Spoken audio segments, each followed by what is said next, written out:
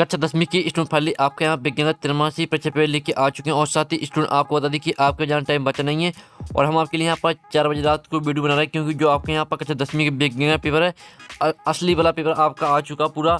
और पूरा पेपर हम आपके यहाँ पर संपूर्ण हल से कराने वाले। साथ ही आपको पेपर देने से पहले इस पेपर पूरा डाट के जाना, क्योंकि वो का आपका यही पेपर आएगा सेम टू सेम, वो का आपको पेपर में यही पेपर मिलने वाला है। तो पेपर देने से पहले आपको इस पेपर पूरा डाट के जाना, ठीक है। आप यहाँ पर देख लीजिए 83 परीक्षा 23-24 कक्षा 10वीं विषय विज्ञान, अधिकतम अंक आपको 75 नंबर आने वाला और समय आपका 3 घंटे रहेगा, ठीक है। आपके निर्देश आते हैं तो निर्देश भी आप यहाँ पढ़ सकते हैं। तो चलिए आपको यहाँ पर जूम करके दिखाते हैं, जिससे आप यहाँ पर अच्छे देख पाएंगे। तो आप क्या सही विकल्प चुन, ठीक है, सही विकल्प चुनकर उत्तर लिखिए। तो आपको ध्यान से देखना, क्योंकि वो आपके यही पेपर आने वाला। सभी वीडियो को लाइक कर लीजिए, चैनल को सब्सक्राइब कर लीजिए और साथ ही आपको ध्यान से देखना और सुनना, जिससे पूरे ऑब्जेक्टिव वो आपको यहीं पे याद कर लेने। तो आपके 6 नंबर के आते हैं सही विकल्प। तो पहला था हमारा शरीर किस पीएच परास के बीच कार्य करता है। तो आपका इसका आ ऑप्शन आता है, बा ऑप्शन, सा और दा, ठीक है। आप यहाँ पर देख सकते हैं। तो हमारा शरीर किस पीएच परास के बीच कार्य करता है, तो इसका आंसर आपका बा हो जाएगा 7.0 से 7.8। और स्टूडेंट आपको फिर से बता दें, आपका वो यही पेपर आएगा, आपको टेंशन नहीं लेना, वो आपको यही पेपर आने वाला है। सिर्फ आपको पूरा पेपर अच्छे से याद करना है, ठीक है। आप पूरी मार्क्स लाएंगे। दूसरा आता है निम्नलिखित में से टमाटर में कौन सा अम्ल पाया जाता है। तो आपका आता है लैक्टिक अम्ल, बात टार्टरिक अम्ल और सादा सिट्रिक अम्ल और दाता ऑक्सेलिक अम्ल। तो निम्नलिखित में से टमाटर में कौन सा अम्ल पाया जाता है, तो इसका आंसर आपका दा हो जाएगा ऑक्सेलिक अम्ल, ठीक है। फिर तीसरा आता है सोडियम हाइड्रोजन कार्बोनेट का सामान्य नाम है। तो आपका आता धोने का सोडा, बात व्यंजक चूर्ण और साथ बेकिंग सोडा और दाता नीला तोता। तो यहाँ पर सोडियम हाइड्रोजन कार्बोनेट का सामान्य नाम है, तो इसका आंसर आपका सा हो जाएगा बेकिंग सोडा। अब चौथा आता है एसिटिक अम्ल उपस्थित होता है दूध में, बाता सेब में और साथ चींटी के डंक में और दाता सिरके में। तो यहाँ पर एसिटिक अम्ल उपस्थित होता है सिरके में, ठीक है। चौथे का आपका द करेक्ट आंसर रहेगा। फिर पांचवा आपका यहाँ पर आता अम्लों के लिए कौन सा कथन सत्य है। तो आपका आता कड़वा स्वाद, लाल लिटमस को नीला करना, इसका बा ऑप्शन आता है, सा ऑप्शन और दा। तो यहाँ पर अम्लों के लिए कौन सा कथन सत्य है, तो इसका आंसर आपका सा रहेगा खट्टा स्वाद, नीले लिटमस को लाल करना, ठीक है। पाँचवें का आपका सा करेक्ट आंसर रहेगा। तो अच्छे से याद कर लीजिए। छठवां आता मानव हृदय में कक्षों की संख्या होती है।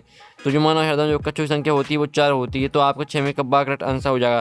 तो इस तरह से आपके जो 6 नंबर के सही विकल्प है वो कंप्लीट हो जाते हैं। आपने अच्छे से याद भी कर ली होंगी, स्क्रीनशॉट भी ले लिया हुआ। हम आपको फिर से बता देते हैं, आपका यही पेपर आएगा, ठीक है। स्टूडेंट पूरा आपको रट के जाना है और आपको जरूर याद करना है, क्योंकि यही पेपर आएगा, नहीं तो आप पछताएंगे बाद में, ठीक है।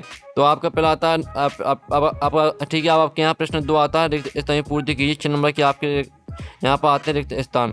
तो पहला आता पात्रों में भोजन का परिवहन डॉट डॉट द्वारा होता है। तो यहाँ पात्र में भोजन का परिवहन फिलोयम द्वारा होता है, ठीक है। फिलोयम हो जाएगा आपका पहले का आंसर। आप यहाँ पर देख लीजिए, पहले का आंसर आपका रहेगा यहाँ पर, ठीक है। पहले का आंसर आपका यहाँ फिलोयम हो जाएगा, ठीक है। आप यहाँ पर देख लीजिए। फिर आपका यहाँ पर दूसरा रिक्त स्थान आता है डॉट डॉट प्रकाश ऊर्जा को अवशोषित करता है। तो यहाँ पर क्लोरोफिल के अणु, ठीक है, क्लोरोफिल के अणु प्रकाश ऊर्जा को अवशोषित करता है। तो दूसरे का आंसर आपको हो जाएगा क्लोरोफिल के अणु। आप यहाँ पर देख लीजिए। अब चलिए आपके यहाँ पर तीसरा आता है जलीय जीव, ठीक है। जलीय जीव श्वसन के लिए जल में घुली, ठीक है, जल में घुली ऑक्सीजन का उपयोग करते हैं। तो आपके यहाँ पर तीसरी का आंसर रहेगा जल में घुली। आप यहाँ पर देख लीजिए, तीसरी का आंसर आपका यहाँ पर जल में घुली, ये आपका तीसरी का आंसर हो जाएगा। अब आपके यहाँ पर चौथा आता मानव शरीर में ऑक्सीजन परिवहन के लिए हीमोग्लोबिन उत्तरदायी होता है। तो आपको चौथी का आंसर हो जाएगा हीमोग्लोबिन, ठीक है। आपको किस तरह से लिखना है आप यहाँ पर देख लीजिए, हीमोग्लोबिन। अब आपके यहाँ पर चौथी का आंसर हो जाएगा। अब चलिए आपका पाँचवा देख लेते हैं। पाँचवा आपका आता है साइटोकाइनिन। साइटोकाइनिन एक पादप हार्मोन है, ठीक है। तो इसमें आपका जो 5वें का आंसर रहेगा वो आपका हो जाएगा हार्मोन। आप यहाँ पर देख लीजिए, 5वें रेगिस्तान का आंसर आपको हार्मोन हो जाएगा, ठीक है। किस तरह से लिखना आप यहाँ पर देख लीजिए। अब चलिए आपके यहाँ पर आता है 6वां, दो तंत्रिका कोशिकाओं के बीच के स्थान को कहते हैं। तो यहाँ पर दो तंत्रिका कोशिकाओं के बीच के स्थान को सिनेप्स कहते हैं। तो 6वें का आंसर आपका यहाँ पर हो जाएगा सिनेप्स। आप यहाँ पर देख लीजिए, 6वें का आंसर आपका सिनेप्स हो जाएगा। तो इस तरह से जो आपके यहाँ पर 6 नंबर के रिक्त स्थान है वो कंप्लीट हो जाते हैं। तो आप यहाँ पर एक बार फिर से रिवाइज कर लीजिए। पात्रों में भोजन का परिवहन फिलोयम द्वारा होता है, ठीक है। और यहाँ पर जो आपका दूसरा आता है, तो इसका आंसर आपको हो जाएगा क्लोरोफिल के अणु प्रकाश ऊर्जा को अवशोषित करता है। फिर तीसरा था जलीय जीव श्वसन के लिए जल में घुली ऑक्सीजन का उपयोग करते हैं। और चौथा था मानव शरीर में ऑक्सीजन परिवहन के लिए हीमोग्लोबिन उत्तरदायी होता है। और साइटोकाइनिन एक पादप हार्मोन है। और दो तंत्रिका कोशिकाओं के बीच के स्थान को सिनेप्स कहते हैं। तो इस तरह से आपके यहाँ पर हो जाते हैं रिक्त स्थान कंप्लीट। और ये आपके यहाँ पर रिक्त स्थान का सॉल्यूशन जल्दी से आप यहाँ पर स्क्रीनशॉट ले सकते हैं। अब चलिए आपके यहाँ पर देख लेते हैं नेक्स्ट क्वेश्चन। तो स्टूडेंट आपके यहाँ पर नेक्स्ट क्वेश्चन आते हैं 7 तो आपको यहाँ पर ध्यान से देखना है और वो आपका यही पेपर आने वाला, ठीक है। प्रश्न 3 आता 7 चुनिए 6 नंबर के आते। पहला आता आकस्मिक पर्यावरणीय संवेदना की तुरंत प्रतिक्रिया प्रतिवर्ती क्रिया कहलाती है। तो पहला आपका रहेगा, ठीक है, पहला आपका यहाँ पर 7 रहेगा। और संवेदी न्यूरॉन मेरुरज्जु से आवेग को पेशियों तक पहुंचाती है। तो दूसरा आपके यहाँ पर 7 रहेगा। और तीसरा था आपतन कोण का मान सदैव परावर्तन कोण से भिन्न होता है। तो तीसरा आपका रहेगा असत्य। और वस्तुओं को हम प्रकाश की उपस्थिति में देख सकते हैं। तो चौथा आपके यहाँ पर रहेगा सत्य। और समतल दर्पण में प्रतिबिंब सदैव सीधा व बड़ा बनता है। तो पाँचवा आपका असत्य रहेगा। और गोली दर्पण की फोकस दूरी उसकी वक्र त्रिज्या की बराबर होती है। तो छठवां आपका असत्य हो जाएगा।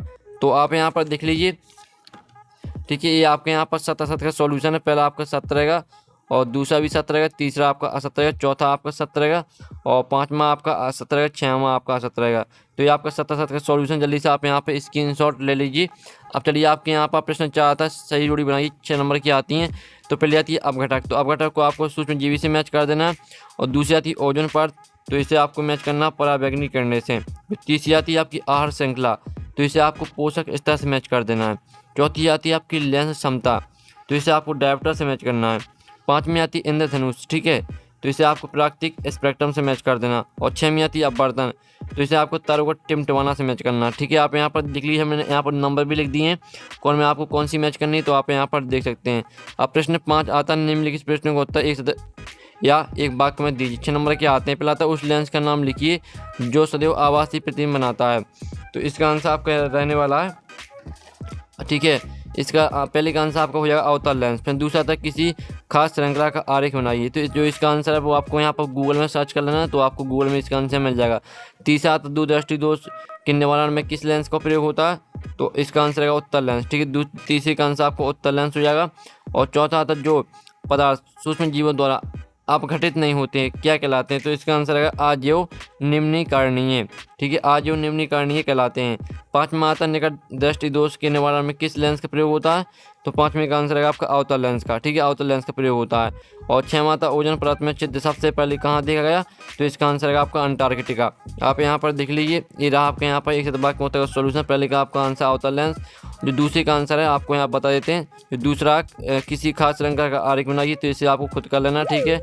और तीसरे का आंसर आपका उत्तल लेंस हो जाओ, चौथे का आंसर आपका आजीव निम्नीकरणीय और पाँचवें का आंसर आपका अवतल लेंस, छठवें का आंसर आपका अंटार्कटिका। तो जल्दी से आप यहाँ पर स्क्रीनशॉट ले सकते हैं, आपका एक शतभाग में उत्तर का सॉल्यूशन है।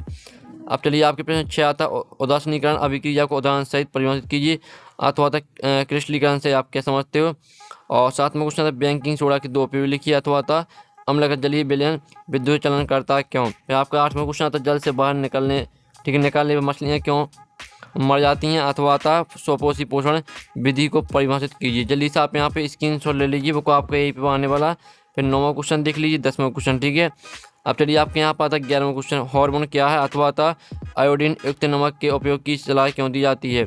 फिर आपका था 12वां गोली दर्पण किसे कहते हैं, गोली दर्पण की प्रकार बताइए, अथवा था आभासी प्रतिबिंब की 2 विशेषताएं लिखिए। फिर 13वां था एक गोली दर्पण की वक्र त्रिज्या 20 सेंटीमीटर, इसकी फोकस दूरी क्या होगी, अथवा था प्रकाश के अपवर्तन से आप क्या समझते हैं। और 14वां था वर्ण विक्षेपण किसे कहते हैं, अथवा था टिंडल प्रभाव क्या है। फिर आपका 15वां क्वेश्चन था किसी अंतरिक्ष यात्री को आकाश नीले की अपेक्षा काला क्यों प्रतीत होता है, अथवा था गहरे समुद्र में जल का रंग नीला दिखाई देने का क्या कारण है। फिर आपको 16वां था ग्लोबल वार्मिंग के 2 कारण लिखिए, अथवा था परितंत्र के मुख्य घटकों को लिखिए। 17वां क्वेश्चन आता क्या होगा यदि हम एक पोषी इस तरह के सभी जीवों को समाप्त कर दें, अथवा था खास जल क्या है। फिर आपका 18वां क्वेश्चन आता बेकिंग सोडा बनाने की विधि व उसका एक उपयोग लिखिए। फिर आपका अथवा था धोने का सोडा बनाने की विधि व उसका एक उपयोग लिखिए। फिर आपका 19वां क्वेश्चन धमनी एवं सिरा में अंतर लिखिए, अथवा था पौधे के लिए वाष्पोत्सर्जन क्यों आवश्यक है, कोई 3 कारण लिखिए। फिर आपका 20वां क्वेश्चन आता अपवर्तन संबंधी स्नेल का नियम सूत्र सहित लिखिए, अथवा तक गोली दर्पण के लिए प्रकाश से केंद्र व वक्रता केंद्र की परिभाषा लिखिए। फिर आपका 21वां क्वेश्चन आता प्लास्टर ऑफ पेरिस किसे कहते हैं, इसे आर्द्रता रोधी बर्तन में क्यों रखना चाहिए, अथवा था अम्ल एवं क्षार में कोई 4 अंतर लिखिए। 22वां क्वेश्चन था मानव शरीर की किन्हीं 4 अंतः स्त्रावी ग्रंथियों का नाम व एक काल लिखिए, अथवा था मानव उत्सर्जन तंत्र का स्वच्छ नामांकित चित्र बनाइए। 23वां क्वेश्चन आता है दूरदृष्टि दोष क्या, चित्र द्वारा स्पष्ट कीजिए, इसके कारण वर्णन लिखिए, मनोनीत का नामांकित चित्र बनाइए। आपका यहाँ पर 23 का तो देख लीजिए। तो इस तरह से आपका पूरा पेपर यहाँ पर कंप्लीट हो जाता है और जो आपके क्वेश्चन है इनका सॉल्यूशन मिल जाएगा आपको टेलीग्राम ग्रुप में, ठीक है। इनका सॉल्यूशन आपको टेलीग्राम ग्रुप में मिल जाएगा।